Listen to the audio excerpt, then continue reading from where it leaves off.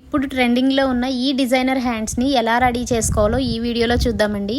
ఈ హ్యాండ్స్ని రెడీ చేసుకోవడానికి మనం ముందుగా నార్మల్ హ్యాండ్స్ని అయితే రెడీ చేసుకోవాలండి. మనకి ఎంత లెంత్లో కావాలో ఆ లెంత్ బట్టి మనం ఇలా హ్యాండ్స్ని అయితే రెడీ చేసుకోవాలి. ఇప్పుడు డిజైనర్ ఫ్యాబ్రిక్ని కట్ చేద్దాం మనం. దీనికి నేను పొడుగు వచ్చేసి 14 ఇంచులు తీసుకుంటున్నానండి. 14 ఇంచులు తీసుకుంటున్నాను. ఇది పొడుగండి. ఇప్పుడు మనం వెడల్పు కూడా నోట్ చేసుకుందాము. పొడుగు నోట్ చేసుకున్న తర్వాత పొడుగు 14 నోట్ చేసుకున్నాం కదా, ఇప్పుడు వెడల్పు కూడా 14 నోట్ చేసుకుంటున్నాను. ఇలా నోట్ చేసుకున్న తర్వాత పొడుగు వెడల్పు కూడా 14 తీసుకున్నాం కదా, ఇప్పుడు ఇక్కడికి క్లాత్ని అయితే సపరేట్ చేసుకుని కట్ చేసేసుకుందామండి. ఇలా కట్ చేసేసుకున్న తర్వాత ఈ వెడల్పు ఏదైతే ఉందో అక్కడ 3.5 ఇంచెస్ తీసుకోవాలండి. అటు 3.5 ఇటు 3.5 మైనస్ చేసి మధ్యలో మనం 7 ఇంచులు అయితే మనం నోట్ చేసుకోవాలి. ఇలా నోట్ చేసుకొని ఇక్కడ నేను చూపిస్తున్నట్టుగా సైడ్స్ కట్ చేసేసుకోవాలండి.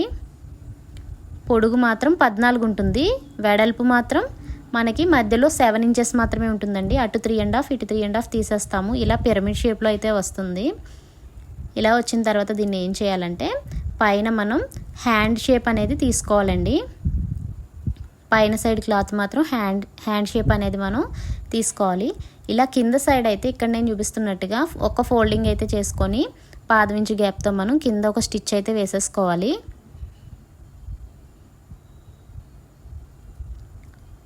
పైన మనం హ్యాండ్కి కుచ్చులు పెడతాం కదా, దానికోసం హ్యాండ్ డిజైన్ లాగా మనం కర్వ్ అయితే కట్ చేసుకోవాలండి.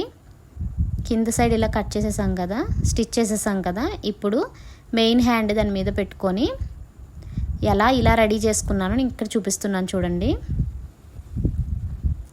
ఇప్పుడు మనం మధ్యలోకి అయితే కట్ పెట్టుకున్నాం కదా, ఆ కట్ దగ్గరికి పెట్టుకొని ఇలా నేను చూపిస్తున్నట్టుగా ఫస్ట్ పైన మనం హ్యాండ్ షేప్ కట్ చేసుకున్నాం కదా, అక్కడ ఎన్ని కుచ్చులు వస్తున్నాయి అలాగా పెట్టేసుకోవాలి. అటు 2 ఇటు 2 వస్తాయండి కుచ్చులు.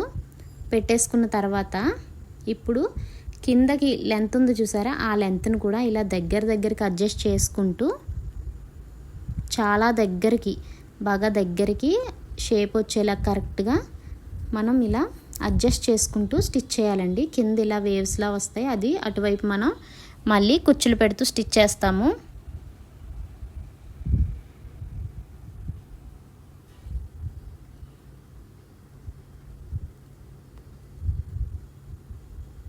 ఇక్కడ నేను చూపిస్తున్నట్టుగా అటు ఇటు కూడా కుచ్చులు పెట్టుకుంటూ ఇక్కడ మనం ర్యాండమ్గా కుచ్చులు పెట్టేయకుండా ఇటువైపు ఎన్ని కుచ్చులు పెట్టామో అటు కూడా సేమ్ అలానే ఆ కుచ్చులు ఎలా పెట్టామో అలానే లెక్క పెట్టుకుంటూ సరి చేసుకుంటూ స్టిచ్ చేస్తే మనకి డిజైన్ అనేది పర్ఫెక్ట్గా వస్తుందండి. చూసారా, చాలా ఈజీగా అయిపోయింది కదా. ఇలాంటి ఎన్నో వీడియోస్ మన ఛానల్లో ఉన్నాయండి. ఈ వీడియో కనుక మీకు నచ్చినట్లయితే ప్లీజ్ లైక్ చేయండి, మన ఛానల్ని ఫాలో అవ్వండి. ఇలాంటి మరిన్ని వీడియోస్ కోసం నా ఛానల్ని ఇప్పుడే సబ్స్క్రైబ్ చేసుకోండి. Thank you for watching.